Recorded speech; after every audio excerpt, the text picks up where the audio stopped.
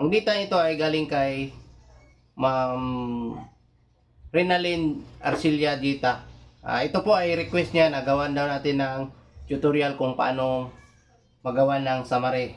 Okay, shout out sa iyo Ma'am Renalyn Arcilia Dita.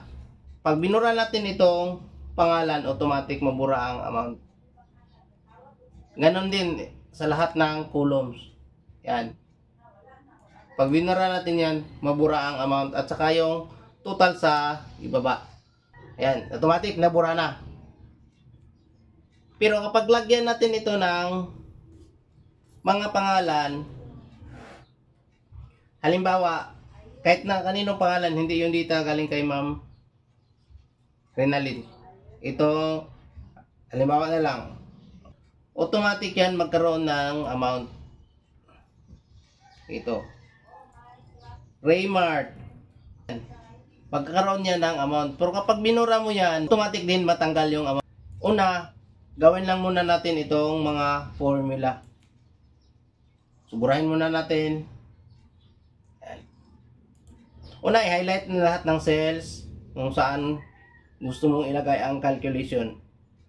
Kung maglagay ka ng pangalan doon sa column ng pangalan, automatic sa column ng amount, magkakaroon ng gusto mong ilagay. Nakadepende sa design mo.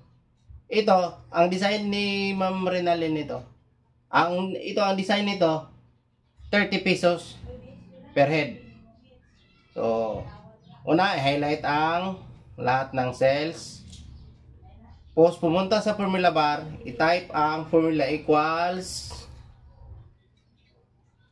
if. Tapos, open parenthesis, i-click ang cell under ng pangalan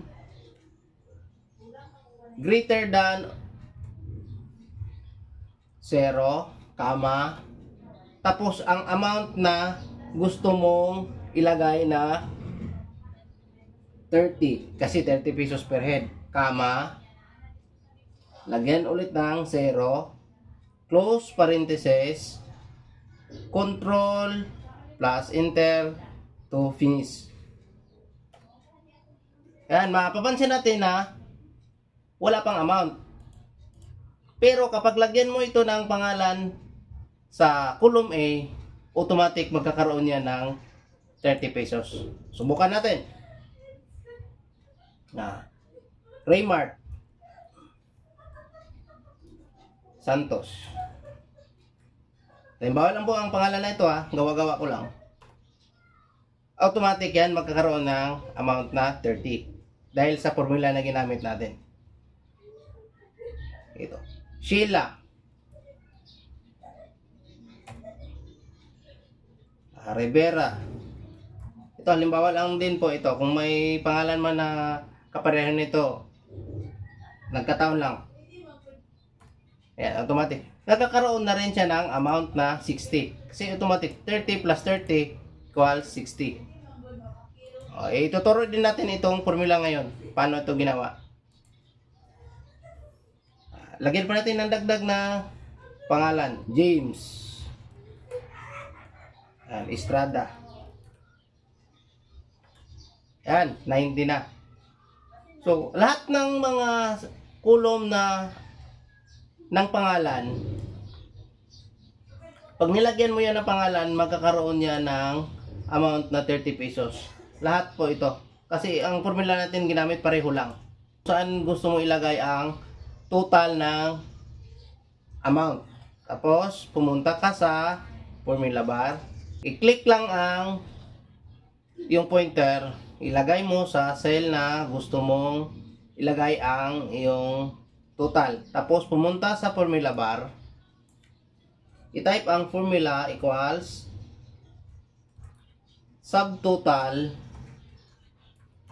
open parenthesis, 9, constant itong 9 9, comma, tapos, i-highlight o i-select ang iyong cell reference.